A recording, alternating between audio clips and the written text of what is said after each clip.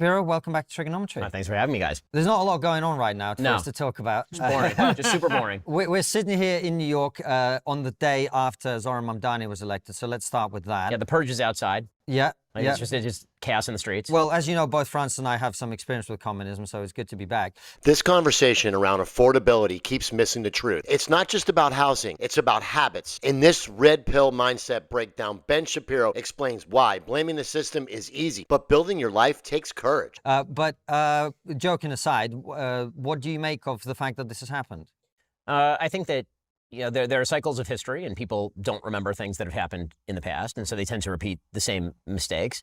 I think that we are now in a cycle of politics where perennial dissatisfaction is going to be the mode, meaning that we have an entire political class who are very invested in saying that a thing is the problem, and then saying that they are the solution without actually offering any solutions. And then it turns out the thing they said was a problem is still a problem when they're done. And then people say, well, you didn't solve the problem. I'm going to give the other guy a shot to solve the problem. And I think that you're seeing that particularly with young voters. There's been a lot of talk about this is the most right-wing young generation. And then it'll be like, no, this is the most left-wing young generation. And all that can be true if you're just kind of shifting side to side. And so the fact that everyone's flattering Mandani by saying, well, he did talk a lot about affordability.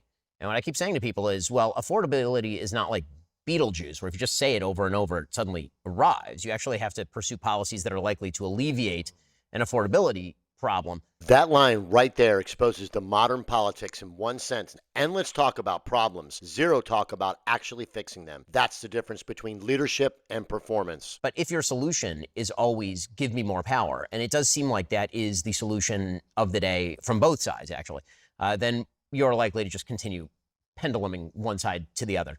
Because people don't want to learn the actual lesson, which is if you actually want affordability, then either you have to change policies or change locations. Those are really the only two things. And also, I think more broadly, it's not about affordability. We have trained an entire generation of people to believe that if their lives are not what they want them to be, it's the fault of systems, as opposed to decisions that are in their own control. And politicians absolutely have a stake in selling that. A lot of people in our industry have a stake in selling that. It makes people feel good about themselves and bad about the world. And the reality is, if you want a better life, you should feel better about the world and worse about yourself until you actually, go do the right things. I broadly, generally speaking, as a matter of principle, agree with you. But I mean, I was looking around at property prices, real estate prices in New York. I'm doing pretty well for myself. I feel kind of poor looking at those things. Oh, no, it's unaffordable. And I'm not saying it's not affordable. Right. It absolutely is unaffordable. And if you wanted to make a political difference, what you would do is you would relieve the building regulations. You would make it easier for people to build, not harder. You wouldn't rent control, because if you stop rent controlling, then that creates incentive for people to build. You would allow people to build up further. You would get rid of many of the code regulations that are kind of antiquated. Like there are things you actually could do. And then if you're a young person and you can't afford to live here, then maybe you should not live here. I mean, that is a real thing. Yeah, I know that we've now grown up in a society that says that you deserve to live where you grew up. But the reality is that the history of America is almost literally the opposite of that. The history of America is you go to a place where there is opportunity.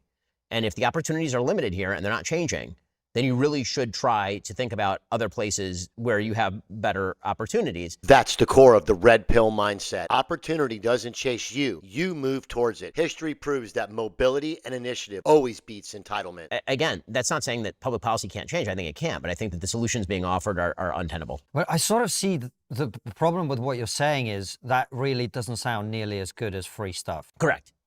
The third grade presidential campaign continues to win. It's undefeated, right? Free ice cream, free busing, free childcare, and free money paid for by somebody else. Well, what's likely to happen if Mandani were to get his way? And he's not going. I think that the success of the Mandani administration relies on him not being able to do anything that he says he's going to do. If those things happen that he wants to happen, he's going to empty out the city. It'll destroy the city. If he doesn't get those things, then it'll be really pleasant for him politically. He'll be able to blame the system for not being able to get done what he wants to get done. So the problems will stay the problems, but he'll just rail against he'll be a perennial outsider, even as mayor. Isn't that the default position of populism, where if you're saying that the problem are the elites and you can't get things done because of the elites, that just strengthens your position, doesn't it? 100%.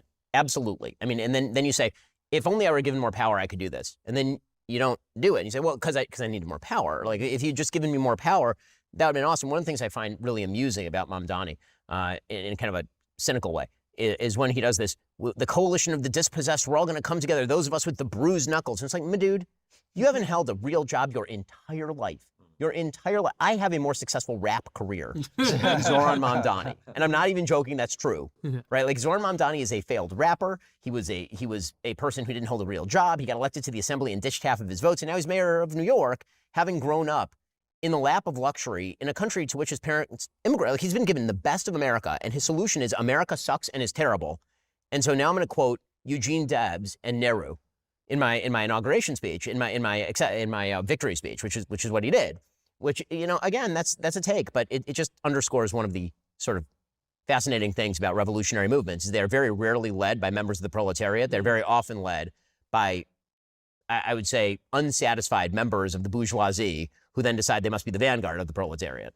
And it's so interesting, the young people's obsession with socialism, having seen socialism be implemented in Venezuela and then it being championed and lionized by particularly people of the British left, the Jeremy Corbyns of the world, etc., etc. And I've given up trying to explain the evils of socialism and communism to young people because I had a friend, a Cuban friend, who said, Francis, it's like a magic trick. And until you see the reveal, you ain't going to get the trick. And you need to see the reveal. And that's kind of what it's like, isn't it? I think that's right, because it's so unthinkable. Like, if you say to people, well, look at Venezuela. You say, well, it's not going to be like Venezuela here. Are you kidding? Like, how?